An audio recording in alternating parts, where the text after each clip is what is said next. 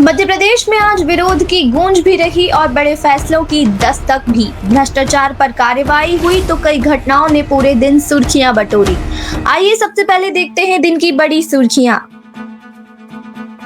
नमस्कार, मैं अंजलि और आप देख रहे हैं देशबंधु डिजिटल का एमपी न्यूज बुलेटिन।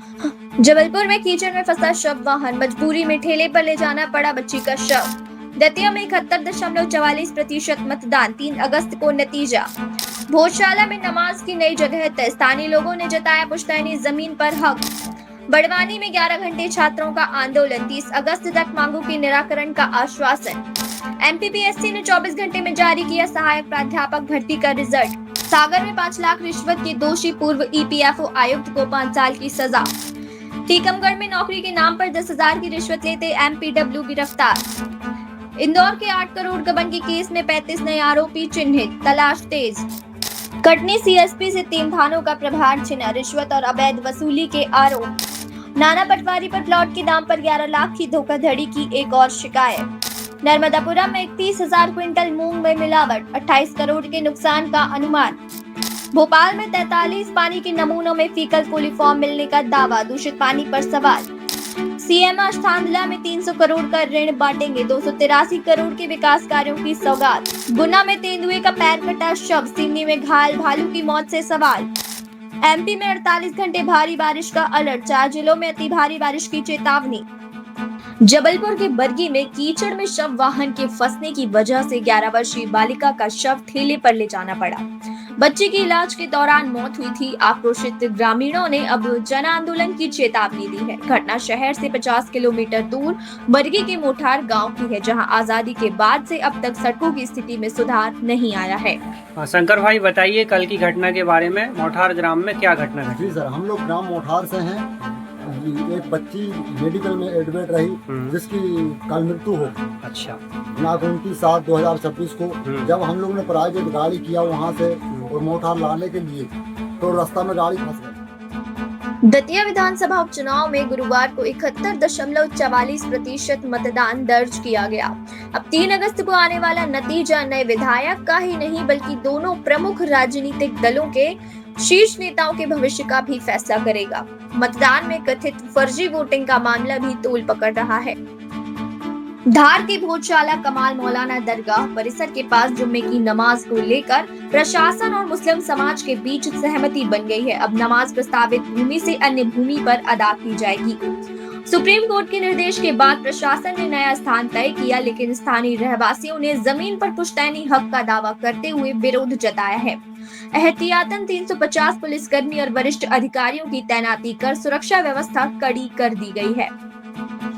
बड़वानी के एसबीएन पीजी कॉलेज में ई लर्निंग सेंटर और ऑनलाइन प्रतियोगी परीक्षा केंद्र की मांग को लेकर छात्रों का आंदोलन करीब 11 घंटे तक चला।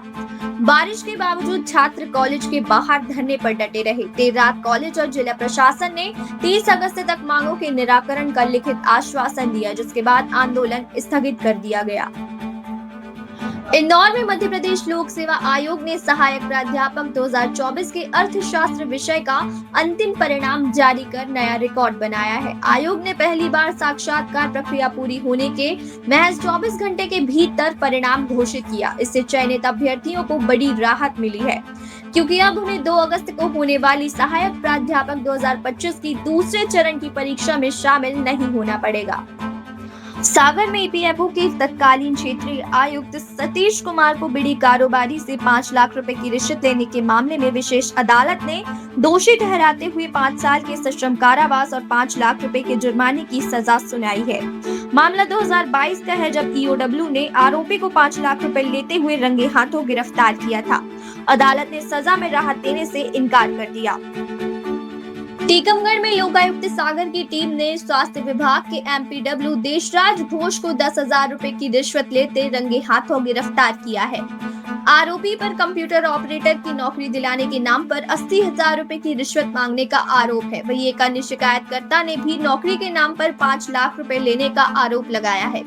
लोकायुक्त की टीम पूरे मामले की जांच कर भ्रष्टाचार निवारण अधिनियम के तहत कार्रवाई कर रही है। इंदौर में 3 साल पुराने 8 करोड़ रुपए के गबन मामले में जांच एक बार फिर तेज हो गई है।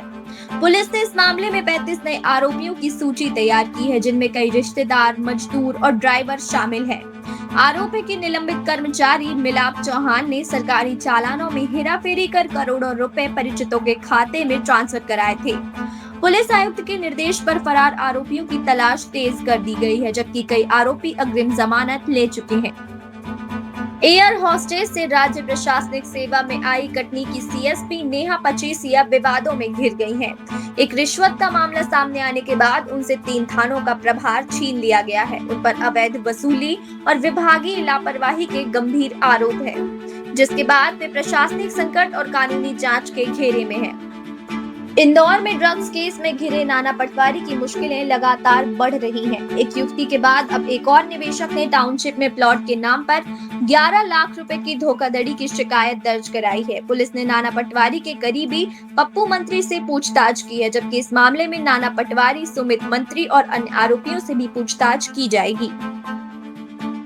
नर्मदापुरम के माखन नगर स्थित वेयर हाउस में सरकारी मूंग के भंडारण में बड़ा घोटाला सामने आया है। जांच में करीब 31,000 क्विंटल मूंग में मिट्टी और अन्य बाहरी पदार्थों की मिलावट मिली है, जिससे शासन को लगभग 28 करोड़ रुपए के नुकसान का अनुमान है। मामले में जांच के बाद वेयर हाउस संचालक, तत्कालीन शाखा प्रबंधक और वेयर हाउस कॉर्पोरेशन के जिला प्रबंधक के खिलाफ एफआईआर दर्ज की गई है। भोपाल में यूनियन कार्बाइड गैस त्रासदी पीड़ितों के 4 संगठनों ने शहर में सप्लाई हो रहे पेयजल को लेकर गंभीर आरोप लगाए हैं। संगठनों का दावा है कि जांचे गए 63 में से 43 पानी के नमूनों में फीकल कोलिफॉर्म बैक्टीरिया मिले हैं, जिससे सीवेज से दूषित पानी की आपूर्ति होने की आशंका जताई गई है। संगठनों ने जिम्मेदार अधिकारियों पर कार्रवाई और प्रभावित इलाकों में सीवर व ड्रेनेज व्यवस्था जल्द दुरुस्त करने की मांग की है। मुख्यमंत्री डॉक्टर मोहन यादव आज झाबुआ के थांदला में आयोजित कार्यक्रम में स्व सहायता समूहों को 300 करोड़ रुपए के ऋण वितरित करेंगे। इस दौरान वे 283.81 करोड़ रुपए के विकास कार्यों का भूमि पूजन और लोकार्पण करेंगे। गुना के भदौरा गांव के जंगल में एक तेंदुए का पैर कटा शव मिलने से सनसनी फैल गई है। वन विभाग को आशंका है कि तेंदुए का शिकार कर उसके नाखून और अन्य अंग निकाले गए हैं। इसी तरह सिवनी जिले के धूमा क्षेत्र में घायल भालू की मौत के बाद वन्य जीव संरक्षण व्यवस्था पर सवाल उठ रहे हैं। स्थानीय लोगों का दावा है कि कमर में गंभीर चोट की वजह से भालू रात भर तड़पता रहा, जबकि वन विभाग की टीम चिकित्सकों से उपचार के बजाय सिर्फ निगरानी करती रही। मध्य प्रदेश में अगले 48 घंटे मानसून पूरी तरह सक्रिय रहेगा। मौसम विभाग ने 12 जिलों में भारी और रतलाम, झाबुआ, अलीराजपुर व धार में अति भारी बारिश का अलर्ट जारी किया है। 3 सक्रिय मानसूनी प्रणालियों के असर में इंदौर, उज्जैन, भोपाल, ग्वालियर और जबलपुर समेत कई जिलों में तेज बारिश की संभावना है। हालांकि प्रदेश में अब तक सामान्य से करीब 15% कम बारिश दर्ज की गई है। ये थी आज की बड़ी खबरें। ऐसी खबरों के लिए बने रहिए देशबंधु डिजिटल के एमपी न्यूज बुलेटिन के साथ।